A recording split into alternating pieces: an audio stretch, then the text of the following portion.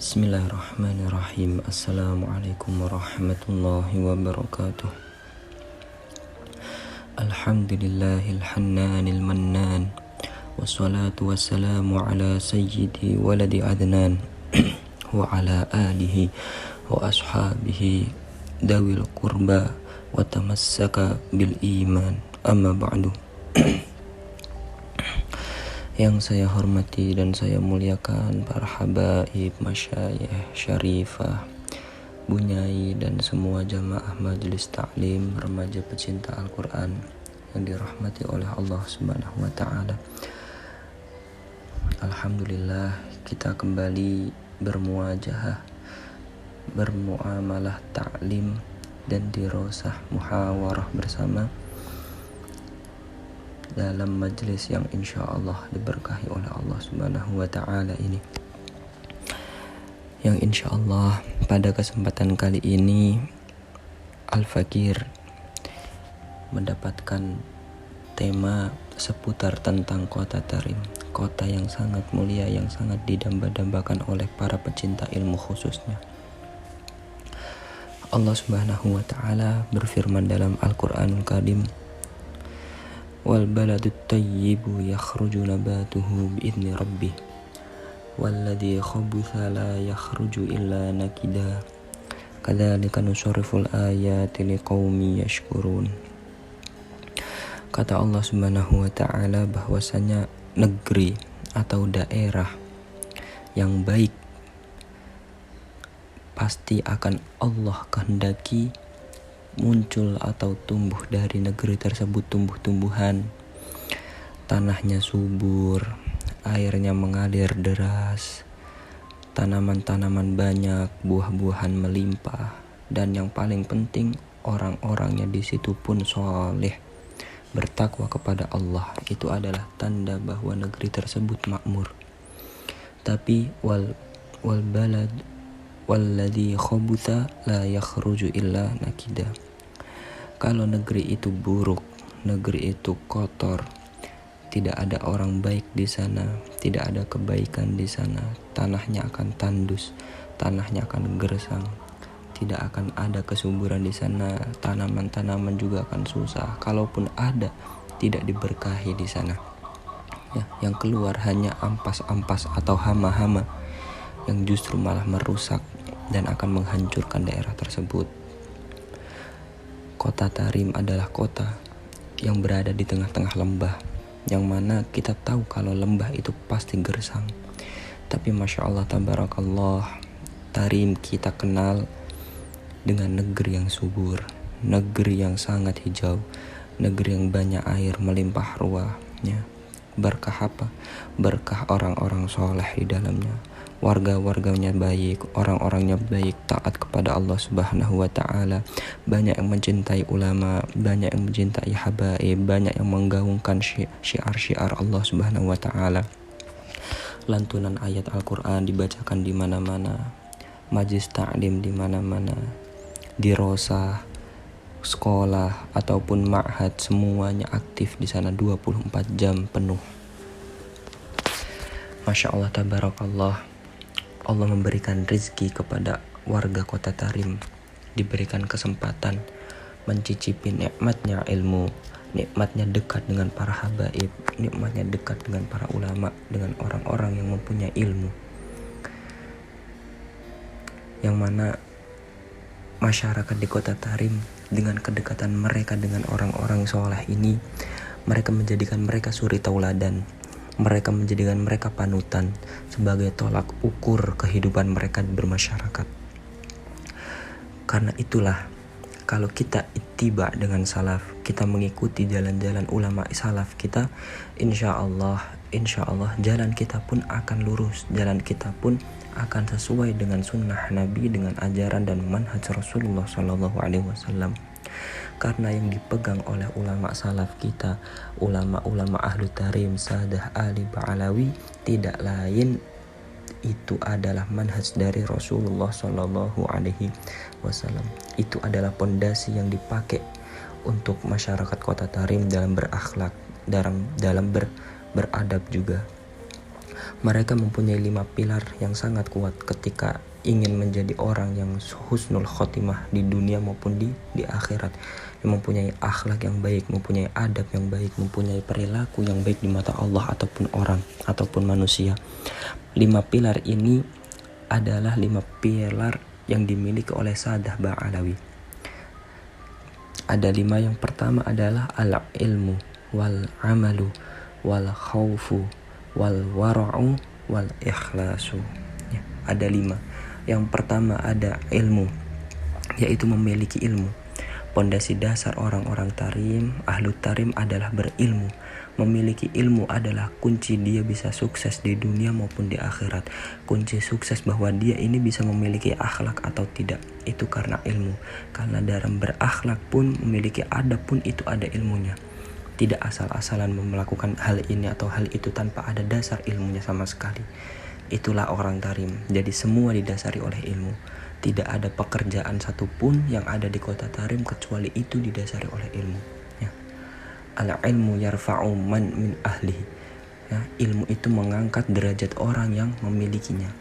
Seperti halnya Allah Subhanahu wa taala berfirman, yarfa'illahu alladhina amanu walladhina utul ilma darajat.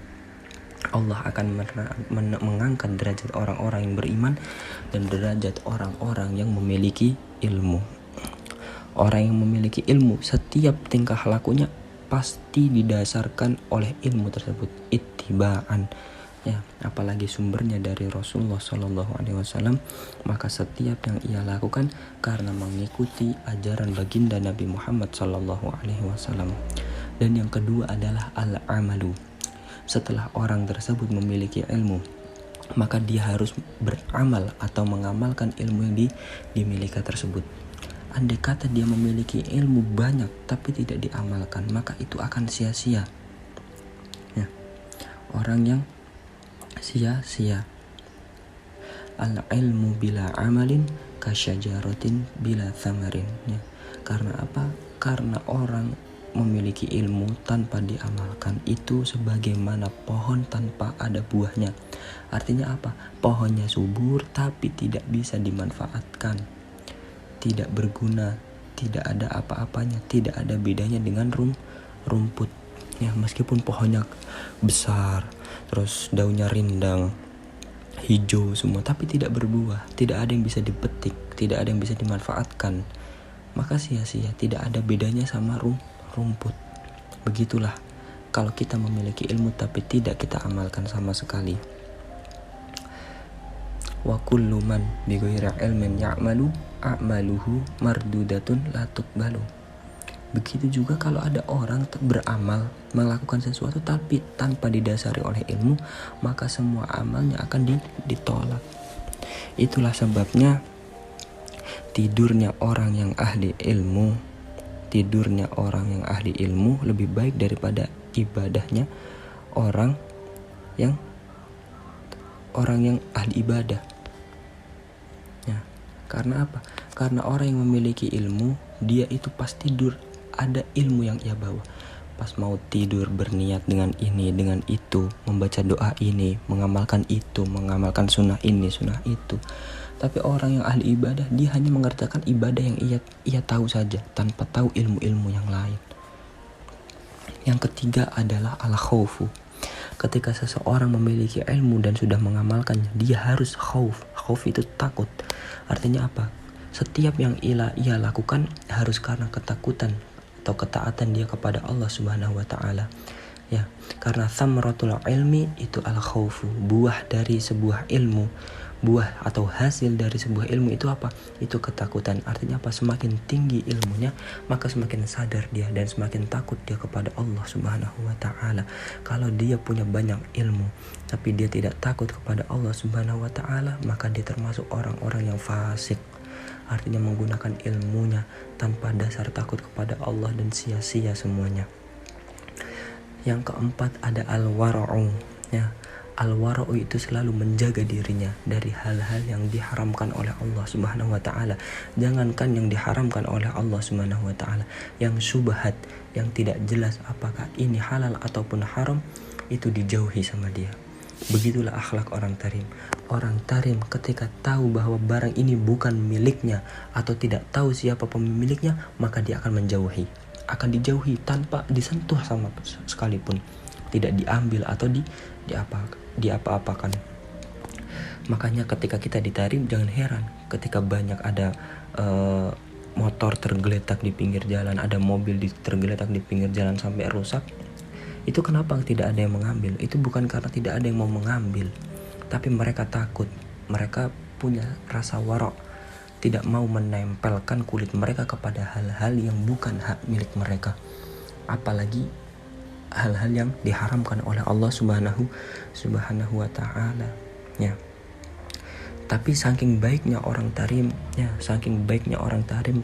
karena ingin membantu orang-orang yang ada di sekelilingnya, karena rasa peduli dengan orang yang sangat tinggi. Ketika ada seseorang butuh bantuan, tanpa ia meminta pun kadang-kadang ditawarkan. Ada butuh bantuan apa? Antum butuh apa? Nanti dibantu. Nah, begitulah yang diajarkan oleh ulama-ulama kita, salaf kita seperti itu. Dan Rasulullah pun begitu mengajarkan kepada para sahabat. Sayyidina Umar bin Khattab dalam suatu kisah datang ke sebuah rumah, melewati sebuah rumah. Di dalam rumah itu ada satu keluarga yang miskin sekali. Ya, miskin sekali sampai nggak tahu apa yang ia makan malam itu. Di situ banyak ada anak-anaknya juga, tapi tidak ada yang ia makan. Ya, Sayyidina Umar melihat ibunya itu sedang memasak sesuatu, tapi diamati, kok tidak matang-matang. Apa gerangan yang ia masak? Kok sampai lama sekali tidak matang-matang? Dengan penuh rasa heran, Sayyidina Umar mendekati ibu tersebut. Wahai wanita, wahai ibu, apa yang sedang engkau masak? Dijawab oleh ibu tersebut, ya Sayyidina Umar, ya Amirul Mukminin, sesungguhnya kami ini adalah orang-orang miskin. Kami tidak tahu apa yang harus kita makan. Ini yang saya masak hanya adalah bongkahan batu, kumpulan batu. Supaya apa? Supaya menenangkan anak-anak saya, supaya mereka bisa tidur nyenyak. Sembari saya bilang ke mereka, tunggu masakannya matang, kalian tidur, istirahatlah. Sayyidina Umar Amirul Mukminin mendengar hal itu langsung seketika menangis, sedih. Ya Allah, bagaimana aku bisa menjadi seorang pemimpin kalau ada salah satu dari umatku, salah satu dari rakyatku, ada yang miskin, ada yang kelaparan, ada yang belum makan sama sekali. Dan karena hal itu, Sayyidina Umar pulang langsung mengambil dengan tangan dia sendiri, mengambil beras, mengambil gandum, mengambil bahan-bahan makanan untuk diberikan kepada keluarga tersebut. Begitulah orang-orang salaf kita, ulama-ulama kita seperti itu, mencontoh para sahabat, mencontoh akhlak mulia mereka. Sampai orang-orang tarim pun seperti itu. Ketika ada bantuan apapun, mereka yang nomor satu paling maju. Tidak ada kata nanti untuk membantu orang lain. Tidak ada kata nanti atau menunda-nunda untuk membantu orang lain. Seketika itu, ketika dia butuh bantuan, maka dia akan berangkat. Dan begitulah orang-orang tarim. Dan yang kelima, terakhir, memiliki rasa ikhlas, ya. Ikhlas dalam beramal, ikhlas dalam melakukan perbuatan apapun itu tanpa meminta imbalan, ya. Banyak orang-orang di kota Tarim, ya, mempraktekkan sifat ikhlas ini dalam setiap kehidupan, bukan hanya untuk orang dewasa, bahkan anak-anak kecil yang masih remaja. Mereka itu mencontohkan bagaimana ketika kita menolong orang, ya, bagaimana kita bermuamalah, ya. Yang harus kita kedepankan itu apa? Rasa ikhlas kita. Yang kita cari itu apa? Imbalan atau ridho Allah subhanahu wa ta'ala. Sewaktu ketika pernah ada cerita salah seorang turis dari negara mana wallahu alam, dari negara luar kota Tarim, dari luar Yaman, datang ke kota Tarim, ya. Dia menjatuhkan dompetnya. Di dalam dompet tersebut itu isinya ada ratusan dolar. Dia sengaja Dia sengaja menjatuhkan dompet tersebut untuk mengetahui bagaimana akhlak orang tarim, seberapa jujur mereka. Akhirnya dijatuhkan dompet tersebut. Ya, dijatuhkan dompet tersebut yang isinya ratusan dolar. Setelah beberapa saat, dompet tersebut ditemukan oleh anak kecil, seorang anak yang masih umuran 10 tahun. Ditemukan dompet tersebut, diambil. Waktu diambil, dikejarlah orang yang menjatuhkan dompet tersebut. Ya. Padahal di dompet tersebut isinya ratusan dolar. Andai kata itu uang diambil, orang tersebut gak akan tahu. Ya. Ini hanya untuk mengetes seberapa jujur orang-orang tarim. Ya. Diambil dompet tersebut, dikejar orang yang menjatuhkannya, lalu dipanggil. Tuan, ini dompet Anda. Anda menjatuhkan dompet itu. Lalu orang ini menoleh dan, oh iya, ini dompet saya. Terus dicek apakah uangnya sisa, masih utuh atau sudah diambil. Betapa terkejutnya ketika dia melihat dompetnya itu utuh isinya. Tidak ada satu peser pun yang diambil sama anak ini. Padahal anak ini bisa saja membawa lari dompet tersebut. Ya, tanpa mengembalikan bisa saja. Tapi inilah akhlak orang tarim. Dididik sejak dini, diberikan contoh bahwasanya kalau bukan hak kamu, jangan engkau ambil. Kalau bukan karena Allah Ta'ala, jangan engkau beramal. Ya. Semua itu didasari oleh apa? Oleh keilmuan. Ya. Andai kata bukan karena ilmu, andai kata bukan karena ilmu yang mereka miliki, mereka tidak akan melakukan hal apapun dengan tujuan untuk mencari ridho Allah Subhanahu wa Ta'ala. Karena mereka memiliki ilmu, akhirnya apa? Setiap yang ia kerjakan didasari oleh ilmu. Yang ini halal, yang ini haram, yang ini karena Allah, yang ini bukan karena Allah.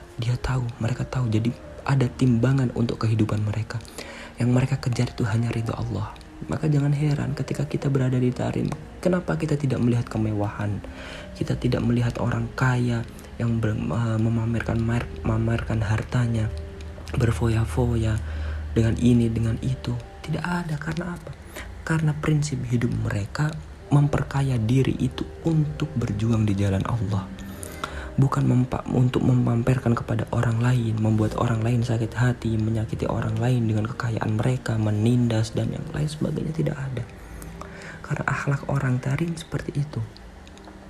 Mereka ingin berakhlak sebagaimana akhlaknya Rasulullah SAW. Ya. Rasulullah bisa. Andai kata Rasulullah ingin menjadi orang yang kaya, andai kata Rasulullah ingin menjadi orang yang di pangkatnya tinggi, menjadi seorang raja, Rasulullah bisa. Tapi apa? Rasulullah tolak. Ya, Rasulullah tolak semuanya. Yang Rasulullah pikirkan apa? Ridho Allah Subhanahu wa Ta'ala. Pengen mulia di mata Allah Subhanahu wa Ta'ala. Rasulullah sebelum diangkat, sebelum perjuangan Rasulullah ke kota Madinah, waktu di kota Makkah dicaci maki, ditindas dan diperas oleh kafir Quraisy. Mereka kafir Quraisy saking capeknya menindas, saking capeknya memperingati Rasulullah SAW, mereka menawarkan kepada Rasulullah, Muhammad, kau ini mau pangkat tinggi, kau ini pengen jadi raja, kau pengen jadi orang paling kaya, kau pengen menikahi wanita manapun, kami akan turuti ya Muhammad. Tapi syaratnya satu, hentikan dakwahmu. Gak usah dakwah, gak usah nyebar-nyebarin Islam. Udah, kami kasih dunia, kasih jabatan paling tinggi, kau jadi raja, kami jadi rakyat. Tapi Rasulullah apa? Rasulullah memilih berdakwah di jalan Allah Subhanahu wa Ta'ala. Karena itu prinsip hidup. Jadi jangan sampai ketika kita beramal, melakukan sesuatu, itu ada sedikit celah dalam hati untuk meminang atau menerima dunia tersebut. Artinya apa? Gak apa-apa. Dunia biarkan di genggaman tangan, jangan sampai dimasukkan hati. Ya. Orang tarim seperti itu, tidak peduli. Andai kata Allah mencabut rezeki mereka, mencabut kekayaan mereka, tidak ada yang gulung tikar, tidak ada yang merasa sedih, tidak ada yang merasa gelisah. Karena apa? Karena tahu mereka bahwa semua ini hanyalah titipan dari Allah Subhanahu wa Ta'ala. Nah, Masya Allah, tabarakallah. Jamaah remaja pecinta Al-Quran dirahmati Allah, semoga kita bisa mencontoh akhlak ahli tarim, orang-orang solehnya. Kita memiliki adab, memiliki akhlak, berperilaku sebagaimana ahli tarim berperilaku, sebagaimana ahli tarim berakhlak. Muamalah kita kepada orang-orang yang lebih dewasa, muamalah kita kepada para ulama kita, muamalah kita kepada guru-guru kita, terutama kepada orang tua kita, kita berbaiki. kita ikuti apa yang diajarkan oleh ulama-ulama salaf kita, insya Allah hidup kita akan berkah. Ya, Allah yang menentukan jalan hidup kita bagaimana. Jadi jangan sampai kita merasa gelisah, jangan sampai kita merasa susah, bahwa Allah telah mentakdirkan hal-hal yang baik untuk kita. Insya Allah, semoga apa yang saya sampaikan kali ini bermanfaat untuk kita semua. Kurang lebihnya mohon maaf. Billahi taufiq wal hidayah. Assalamualaikum warahmatullahi wabarakatuh.